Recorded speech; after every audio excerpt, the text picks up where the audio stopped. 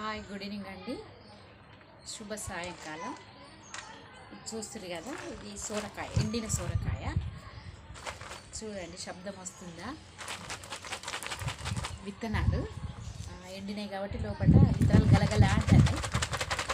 అయితే ఈ సోరకాయ ఇంకా కొంచెం పెద్ద ఉండి ఎండి ఉంటే దానికి తాడుతోటి చిక్కం కడతారండి.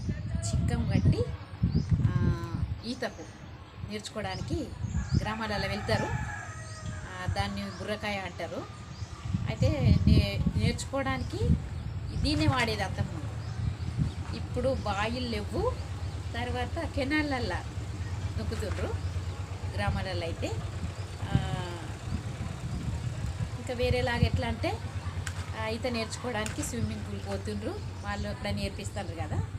అయితే ఈ సోరకాయను ఎండింది కాబట్టి దీన్ని లోపల విత్తనాలను బయటకు తీసి సోర చెట్లు పెట్టడానికి కోసం తయారు చేస్తున్నా. అయితే ఇక్కడ ఏంటంటే